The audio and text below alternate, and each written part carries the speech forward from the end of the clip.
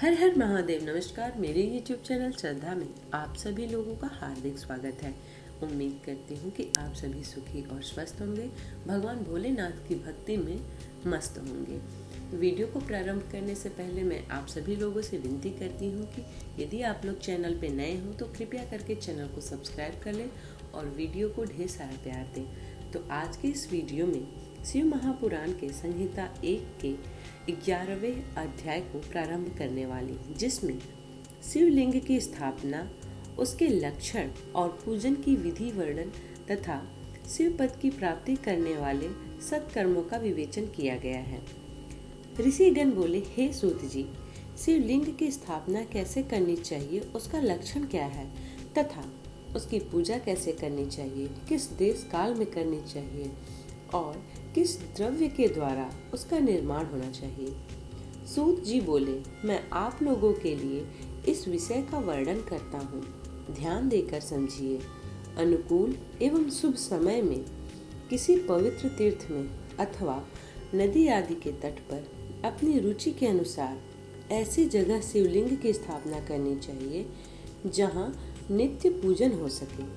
पार्थिव द्रव्य से, जलमय द्रव्य से अथवा धातुमय पदार्थ से अपनी इच्छा के अनुसार कल्पोक्त लक्षणों से युक्त शिवलिंग का निर्माण करके उसकी पूजा करने से उपासक को उस पूजन का पूरा फल प्राप्त होता है। संपूर्ण शुभ लक्षणों से युक्त शिवलिंग तत्काल पूजा का फल देने वाला होता है। यदि जल प्रतिष्ठा करनी हो तो इसके लिए छोटा सा शिवलिंग, और यदि अचल प्रतिष्ठा करनी हो तो स्थूल शिवलिंग श्रेष्ठ माना जाता है। उत्तम लक्षणों से युक्त पीठ सहित शिवलिंग स्थापना करना चाहिए। शिवलिंग का पीठ मंडलाकार, चौकोर, त्रिकोण अथवा खटकन के आकार का होना चाहिए। यह बहुत ही जल्द फल देने वाला होता है। पहले मिट्टी, प्रस्तर आदि से अथवा लोहे आदि से शिवलिंग का निर्माण करना चाहिए। जिस द्रव्य से शिवलिंग का निर्माण हो उसी से उसका पीठ भी बनाना चाहिए। यही सत्वार अचल प्रतिष्ठा वाले शिवलिंगों को विशेष बात है। चर शिवलिंग में भी लिंग और पीठ एक ही उपादान होना चाहिए, किंतु बाण लिंग के लिए यह नियम नहीं है। लिंग को लंबाई निर्माण कर्तिका 12 अंगुल के बराबर होना चाहिए। ऐसे ही शिवलिंग उत्तम कहा गया है। इससे कम लंबाई हो तो फल में कमी आ जाती है, अधिक हो तो कोई दोष नहीं है। चर लिंग में वैसा नियम है, उसकी लंबाई कम से कम कत की 1 उंगली के बराबर होना चाहिए। पहले शिल्प शास्त्र के अनुसार एक विमान व देवालय बनवाएं जो देवगणों की मूर्तियों से अलंकृत हो। उसका गर्भगृह बहुत ही सुंदर, सुदृढ़ और दर्पण के समान स्वच्छ हो। उसे 9 प्रकार के रत्नों से विभूषित किया गया हो। उसमें पूर्व और पश्चिम दिशा में 2 मुख्य द्वार हो। जहाँ शिवलिंग की स्थापना करनी हो उस स्थान के गर्त में नीलम, लाल रत्न, वैदूर्य, साम रत्न, मरकत, मोती, मूंगा, गोमेद और हीरा, इन रत्नों तथा अन्य महत्वपूर्ण द्रव्यों को वैदिक मंत्रों के साथ छोड़े। आदि 5 वैदिक मंत्रों द्वारा शिवलिंग का 5 स्थानों में क्रमशः पूजन करके अग्नि में भविष्य की अनेक आहुतियां दें और परिवार सहित मेरी पूजा करके गुरु स्वरूप आचार्य को धन तथा भाई बंधुओं को अभिलाषित वस्तुओं से संतुष्ट करें। याचक को जड़ तथा चेतन वैभव प्रदान करें। स्थावर जंगम सभी जीवों के यत्न पूर्वक संतुष्ट करके एक गड्ढे में सुवर्ण तथा 9 प्रकार के रत्न भरकर जदादित वैदिक मंत्रों को उच्चारण करके परम कल्याणकारी महादेव जी का ध्यान करें। तत्पश्चात नाद दूर से युक्त महामंत्र ओमकार का उच्चारण करके उक्त गड्ढे में शिवलिंग को स्थापना करके उसे पीठ से संयुक्त करें। इस प्रकार पीठ युक्त लिंग को स्थापना करके उसे नित्य लेप से जोड़कर स्थिर करें। इसी प्रकार वहाँ पंचाक्षर मंत्र से परम सुंदर वेर की स्थापना करनी चाहिए।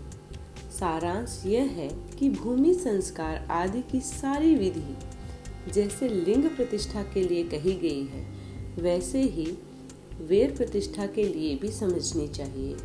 अंतर इतना है कि लिंग प्रतिष्ठा के लिए प्रणव मंत्र के उच्चारण का विधान है, परंतु वेर की प्रतिष्ठा पंचाक्षर मंत्र से करनी चाहिए। जहाँ लिंग की प्रतिष्ठा हुई है वहाँ भी उत्सव के लिए और बाहर सवारी निकालने आदि निमित्त घेर को रखना आवश्यक है। वेर को बाहर से भी लिया जा सकता है, उसे गुरुजनों से ग्रहण करें। वेर को बाहर से लिया जा सकता है, उसे गुरुजनों से ग्रहण करें। बाह्य वेर वही लेने योग्य है जो साधु पुरुषों द्वारा पूजित हो। इस प्रकार लिंग में और वेर में भी की हुई महादेव जी की पूजा शिव पद प्रदान करने वाली होती है। स्थावर और जंगमक भेद से लिंग भी दो प्रकार का कहा गया है। वृक्ष लता आदि को स्थावर लिंग कहते हैं और कृमि कीट आदि को जंगम लिंग। सींचने आदि के द्वारा स्थावर लिंग की सेवा करनी चाहिए और जंगम लिंग को आहार एवं जल आदि देकर तृप्त करना उचित है। उन स्थावर जंगम जीवों को सुख पहुँचाने में अनुरक्त होना भगवान शिव का पूजन ऐसा विद्वान पुरुष मानते हैं। इस प्रकार चार चर जीवों का भगवान शंकर के प्रतीक मानकर उनका पूजन करना चाहिए। सभी पीठ परा प्रकृति जगदम्बा का स्वरूप है और समस्त शिवलिंग चैतन्य स्वरूप है। जैसे भगवान शंकर देवी पार्वती को गोद में बिठाकर विराजते हैं, उसी प्रकार यह शिवलिंग सदा पीठ के साथ ही विराजमान होता है।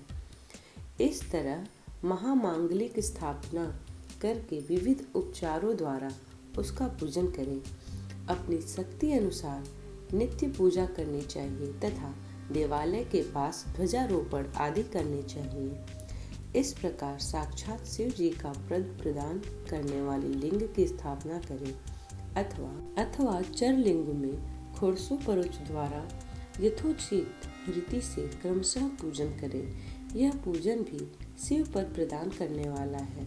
आवाहन, आसन, अर्घ्य, पाग्य, पायांग, आचमन, अभंग पूर्वक स्नान, वस्त्र, गंध, पुष्प, धूप, दीप, नैवेद्य, तांबुल समर्पण, निराजन, नमस्कार और विसर्जन, ये 16 उपचार हैं।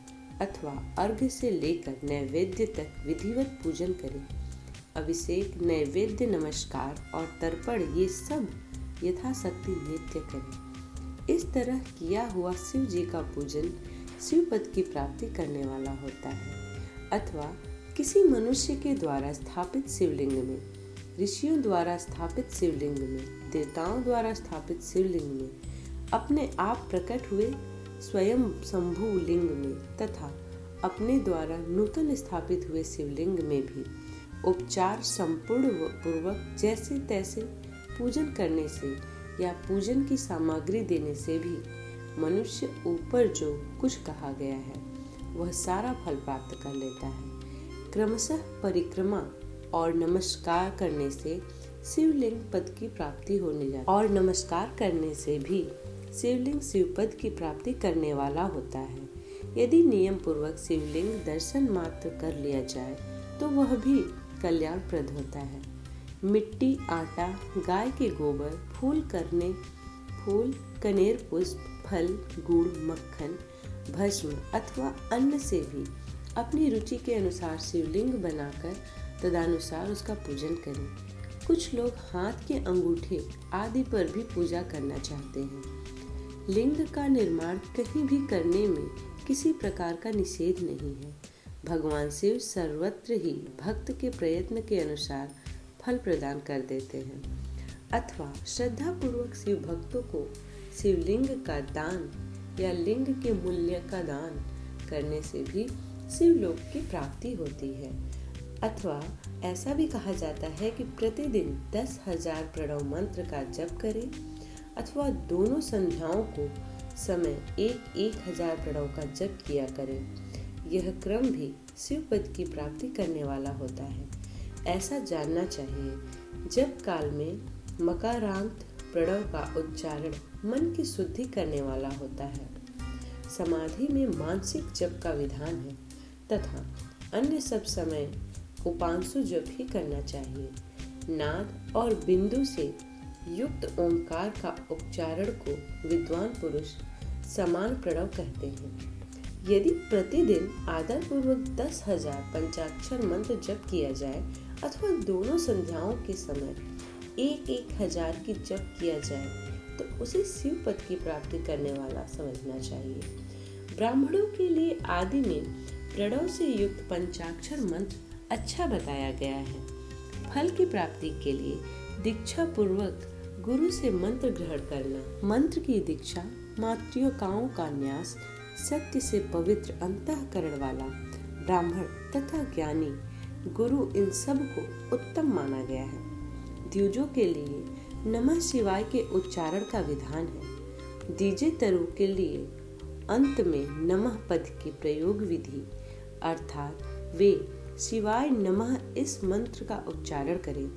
स्त्रियों के लिए भी कहीं कहीं विधि पूर्वक अंत में नमः जोड़कर उच्चारण का ही विधान है, अर्थात कोई ऋषि ब्राह्मणिका स्त्रियों के लिए नमः पूर्वक शिवाय को जप की अनुमति देते हैं, अर्थात वे नमः शिवाय का जप करें। पंचाक्षर मंत्र 5 करोड़ जप करके मनुष्य भगवान सदाशिव के समान हो जाता है। 1, 2, 3 अथवा 4 करोड़ का जप करने से क्रमशः ब्रह्मा, विष्णु, रुद्र तथा महेश्वर का पद प्राप्त होता है। अथवा मंत्र में जितने अक्षर हैं उनका पृथक पृथक 1,00,000 जप करें, अथवा समस्त अक्षरों का एक साथ ही जितने अक्षर हों उतने लाख जप करें। इस तरह के जप को शिव पद की प्राप्ति करने वाला समझना चाहिए। यदि 1000 दिनों में प्रतिदिन 1 सहस्त्र जप के क्रम से पंचाक्षर मंत्र 10 लाख जप पूरा कर लिया जाए और प्रतिदिन ब्राह्मण भोजन कराया जाए तो उस मंत्र से अभिष्ट कार्य की सिद्धि होती है। ब्राह्मणों को चाहिए कि वह प्रतिदिन प्रातः काल 1008 बार गायत्री का जप करे। ऐसा होने पर गायत्री क्रमशः शिव का पद प्रदान करने वाली होती हैं। वेद मंत्रों और वैदिक सूक्तों को नियम पूर्वक जप करना चाहिए। एकाक्षर मंत्र 10,000, दर्शाड़ मंत्र 1000, 100 से कम करने वाले 100 से अधिक अक्षर वाले मंत्र यथाशक्ति 1 से अधिक बार जप करने चाहिए। वेदों के पारायण को भी शिव पद की प्राप्ति करने वाला जानना चाहिए। अन्यान्य जो बहुत से मंत्र हैं उनका भी जितने अक्षर हों उतने लाख जप करने चाहिए। एकाक्षर मंत्रों को उसी प्रकार करोड़ों की संख्या में जपना चाहिए। अधिक अक्षर वाले मंत्र हजारों की संख्या में भक्ति पूर्वक जपने चाहिए। इस प्रकार जो यथाशक्ति जप करता है वह क्रमशः शिव पद प्राप्त कर लेता है। अपनी रुचि के अनुसार किसी एक मंत्र को अपनाकर मृत्यु पर्यंत प्रतिदिन उसका जप करना चाहिए, अथवा ओम इस मंत्र का प्रतिदिन 1 सहस्त्र जप करना चाहिए। ऐसा करने पर भगवान शिव की आज्ञा से संपूर्ण मनोरथ की सिद्धि होती है। जो मनुष्य भगवान शिव के लिए फुलवाड़ी या बगीचे आदि लगाता है तथा शिव के सेवा कार्य के लिए मंदिर में झाड़ने बुहारने आदि की व्यवस्था करता है, वह इस पुण्य कर्म को करके शिव पद प्राप्त कर लेता है। भगवान शिव को जो भी क्षेत्र अनेक भक्ति पूर्वक नित्य निवास करे, वे जड़ चेतन सभी को भोग और मोक्ष देने वाले होते हैं। अतः विद्वान पुरुषों को भगवान शिव के क्षेत्र में मृत्यु पर्यंत निवास करना चाहिए। मनुष्यों द्वारा स्थापित शिवलिंग चारों ओर 100 हाथ तक पुण्य क्षेत्र कहा गया है तथा ऋषियों द्वारा स्थापित शिवलिंग के चारों ओर 1000 हाथ तक पुण्य क्षेत्र होता है। इसी प्रकार देवताओं द्वारा स्थापित शिवलिंग चारों ओर की 1000 हाथ तक पुण्य क्षेत्र समझना चाहिए। स्वयंभू लिंग के चारों ओर 1000 धनुष तक पुण्य क्षेत्र होता है। पुण्य क्षेत्र में स्थित बावड़ी, कुआं और पोखरे आदि को शिव गंगा समझना चाहिए। भगवान शिव का ऐसा ही वचन है, वहाँ स्नान, दान और जप करके मनुष्य भगवान शिव को प्राप्त कर लेता है। अतः मृत्यु पर्यंत शिव के क्षेत्र का आश्रय लेना चाहिए। जो शिव के क्षेत्र में अपने किसी मृत संबंधी का दाह दशा, मासिक श्राद्ध, पिंडीकरण अथवा वार्षिक श्राद्ध करता है अथवा कभी भी शिव के क्षेत्र में अपने पितरों का पिंड देता है, वह तत्काल सब पापों से मुक्त हो जाता है और अंत में शिव पद प्राप्त करता है। अथवा शिव जी के क्षेत्र में 7, 5, 3 या एक ही रात निवास कर ले। ऐसा करने से भी क्रमशः शिव पद की प्राप्ति होती है। लोक में अपने अपने वर्णन अनुरूप सदाचार का पालन करने से भी मनुष्य शिव पद को प्राप्त कर लेता है। वर्णानुकूल आचरण से तथा भक्ति भाव से वह अपने सत्कर्म का अतिशय फल पाता है। कामना पूर्वक किए हुए अपने कर्म के अभिष्ट फलों को शीघ्र ही पा लेता है। निष्काम भाव से किया हुआ सारा कर्म साक्षात शिव पद की प्राप्ति कराने वाला होता है। दिन के 3 विभाग होते हैं, प्रातः, मध्यम और सायं। इन तीनों में क्रमशः एक एक प्रकार के कर्म का संपादन किया जाता है। प्रातः काल के शास्त्र विहित नित्य कर्म के अनुष्ठान का समय जानना चाहिए। मध्य काल सकाम कर्म के लिए उपयोगी है तथा सायं काल शांति कर्म के लिए उपयुक्त है, ऐसा जानना चाहिए। इसी प्रकार रात्रि में भी समय का विभाजन किया गया है। रात के 4 प्रहरों में से बीच के 2 प्रहर उन्हें निशीथल काल कहा गया। विशेषतः उस काल में की हुई भगवान शिव की पूजा अभिष्ट फल को देने वाली होती है। ऐसा जानकर कर्म करने वाला मनुष्य यथोक्त फल का भागी होता है। विशेषतः कलयुग में कर्म से ही फल की प्राप्ति होती है। अपने अपने अधिकार के अनुसार ऊपर कहे गए किसी भी कर्म के द्वारा शिव आराधना करने वाला पुरुष यदि सदाचारी है और पाप से डरता है तो वह उन कर्मों का पूरा अवश्य फल प्राप्त करता है। ऋषिगण बोले, हे सूत जी, अब आप हमें पुण्य क्षेत्र बताइए जिनका आश्रय लेकर सभी स्त्री पुरुष शिव पद प्राप्त कर लें।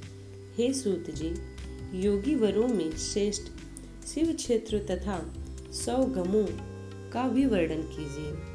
सूत जी बोले, सभी क्षेत्रों का आगमों का वर्णन श्रद्धा पूर्वक सुनिए। इस प्रकार शिव महापुराण के संहिता 1 का 11वां अध्याय भी समाप्त होता है। उम्मीद करती हूँ कि आज की यह वीडियो आप लोगों को पसंद आई हो।